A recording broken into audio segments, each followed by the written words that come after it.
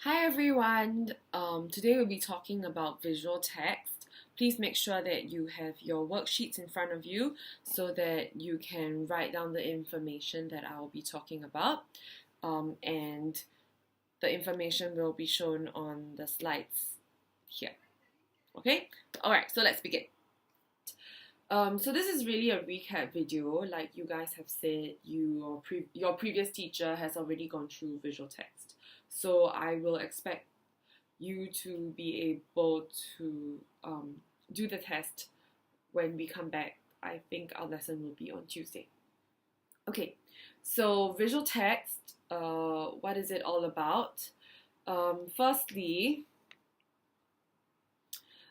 visual text, it's all around us. Why is it important for us to learn visual text today in today's context? Is because visual text started as advertisements, right? So we have advertisements in print media, for example, newspapers, magazines, and nowadays we even have advertisements on buses, bus stops, and even in social media.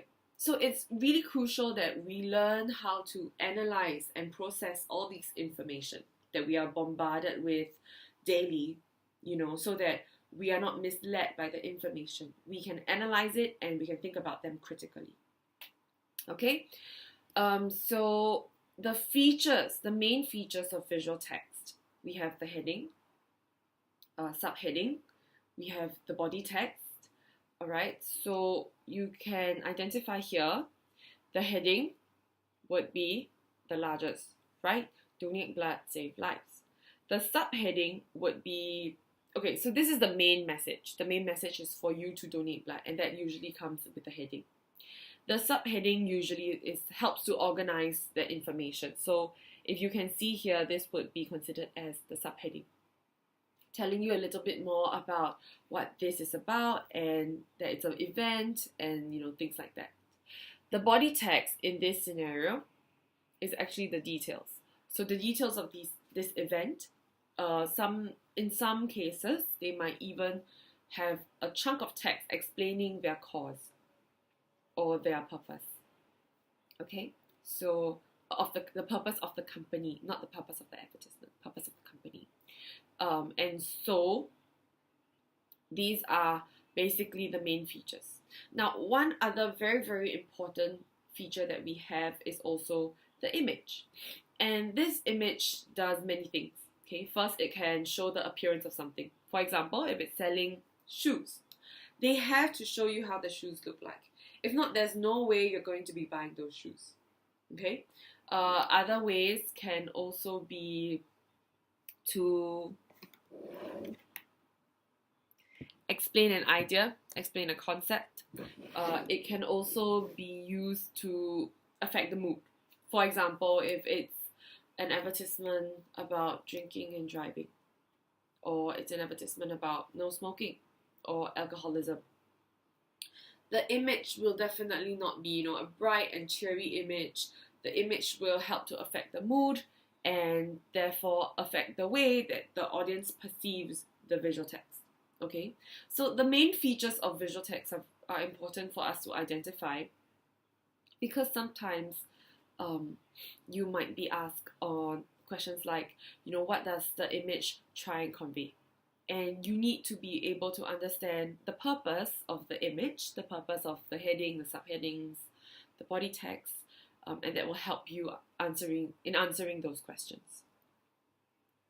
Okay, so I hope that this acronym will light your way in analyzing visual text. Okay, so LAMP, these 4 letters are very, very important, and they are basically the 4 elements that help us analyze visual text. First is language, looking at the language of the visual text. The audience, who this visual text is targeting, is also very, very important. The message and the purpose. Now, students tend to confuse these two, so I will be explaining them later on. So listen up for that. Okay, so first, the language. You basically ask yourself, how does the text try to convey its message? And the main keyword is how. We are so used to language every day that we don't question the things that we are actually reading, all right?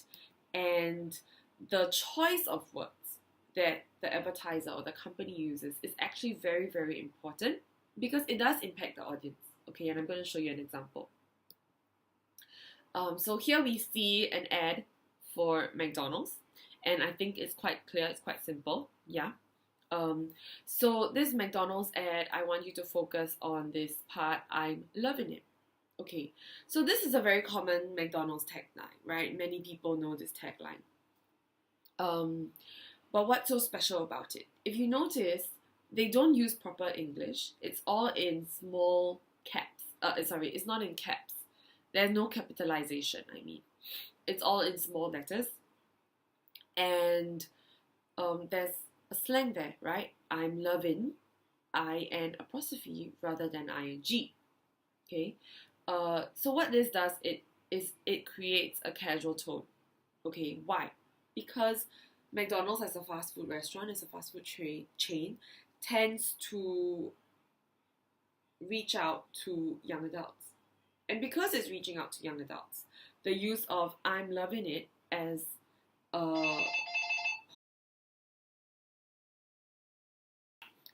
and because it's a fast food chain, the use of I'm loving it reaches out to the audience, the youth, okay? And it creates this sense of, you know, we are hip, we are young, McDonald's, we're fun, please eat us. Yes, okay? Second one is the audience, right? Since I was talking about youth being McDonald's audience, okay? When we have questions that ask us about the audience of the visual text, you have to ask yourself, who does the text want to convey its message to? Okay, who is it trying to reach out to? There are some examples. Youths, right, like I said, was one. Elderly families, perhaps you can think of more. Okay, this list is non-exhaustive, all right? So let's look at the Lego advertisement I have right here.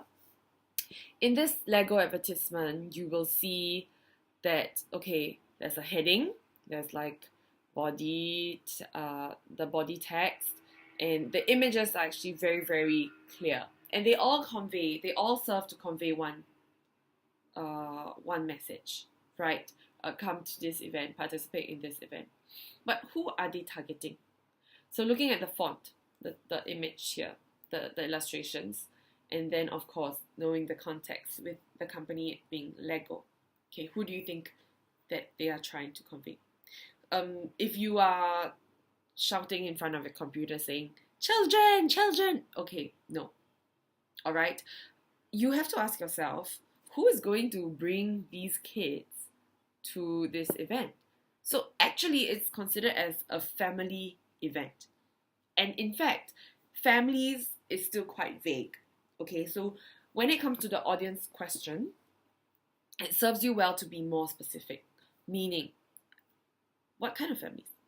Families with teenagers definitely will not work, right? It should be families with young children. And you can even go that specific, which will help you answer your questions better. Okay? Alright, next we have the message. So for the message, you're basically asking yourself, what is the text trying to convey? Okay? As an audience, you looking at this text, what do you think it's trying to convey? So this is a BMW ad, and I'm going to give you some helping words. All right? Do you think the message is, oh, you know, buy BMW? Is it participate? Is it to be more aware of? What is it? Okay, so first thing that we're going to look at when we analyze this is, okay, who do you think is the audience? So the audience here definitely are people who own BMWs, right? Because it talks about there's a BMW sign and there's no cars, it's not selling anything, okay? Then you will ask yourself, okay, let's look at the language. So the language is actually quite formal, Alright, it says here, spare parts for humans are not as original as those for cars. Don't drink and drive. So then, remember I said the heading usually has the main message of the advertisement, the visual text. But you can see here that there's no heading, right? We have a chunk of text, it's a body text, and then one line here. So then I would say, okay, this line, it being separate, actually shows that this is an important message that they want their audience to take away. So therefore, the message of this text would be for the audience to be aware that they should not drink and drive. Okay, and then of course the image conveys that seriousness, right? That you have a human leg beside a prosthetic leg, and looking at this image, you will not feel that BMW is joking around. It's actually a very serious issue, and there are serious consequences. So the image is trying to convey that there are serious consequences when you drink and drive. Okay, so for message, there are two types. One is they ask you the general message of the visual text. They can ask you for the message of certain images as well. What is the image trying to convey? You can also actually look at the language. They can even ask you what is the language trying to convey. Alright, but then that is one type. Okay, so looking at the different features of the visual text and then asking you what are these features trying to convey. The second type of question is asking you for the main message of the visual text. Okay, so when you look at the main message of the visual text, you have to stand from the audience point of view. As an audience, looking at this visual text, what do you think it's trying to convey? Okay, so like I said, many students tend to confuse themselves, message and purpose.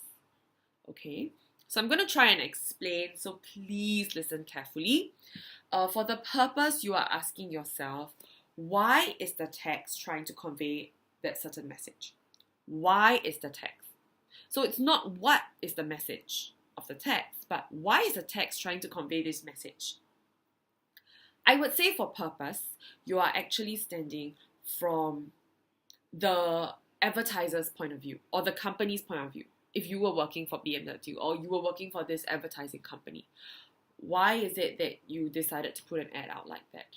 Okay, so some examples are you're trying to attract, promote something, convince, to persuade, to educate.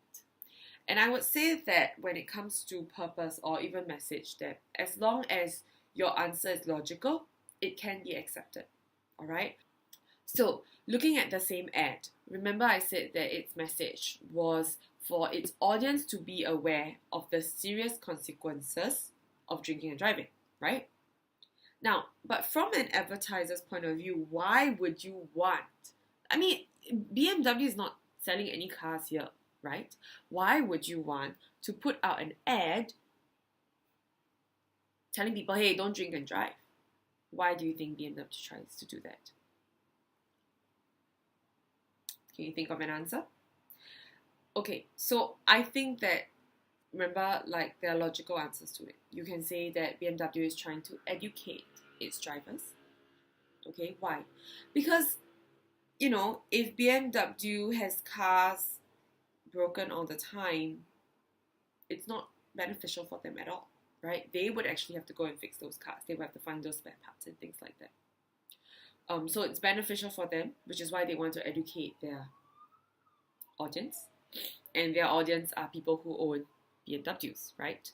Another way you can look at it is that it is trying to promote a brand image. So having BMW come out in newspaper articles, you know, so-and-so drove a BMW, crashed his car, it's actually not a good brand image for BMW itself. So with this advertisement, BMW is trying to show that it has social responsibility. So it's trying to promote a kind of image. All right. So when you look at the message, it's from the audience point of view. As an audience, you looking at this, Oh, what is it trying to tell me? But when you look at its purpose, the purpose of the visual text, you are standing off at the company or the advertiser's point of view and saying, okay, why are we sending this visual text out there into the world? What is it that we want our audience to do? Okay, so I hope that clarifies things a little bit between message and purpose. Don't be confused.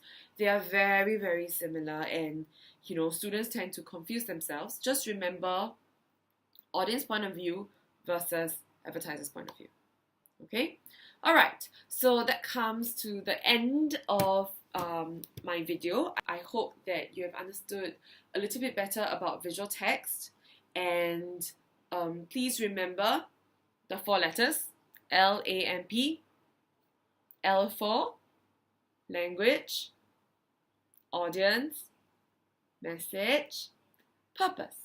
Alright, so these 4 elements will come out as questions, or tend to come out very often as questions for visual text. So please make sure you remember them.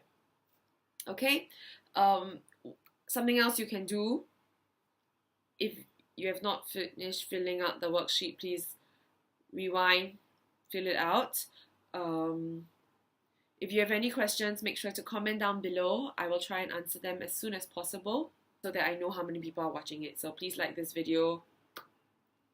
And for revision, if you are still unclear about certain things, or you just want to practice, you can go back to your workbook, page 206 and 207. I think those are the pages with the practices. Go back and look at them, look at the correct answers, make sure you still know how to answer those questions. And when school reopens, we will have a test. So thank you for watching, and if you need the slides, I will put it down in the link below. Bye bye!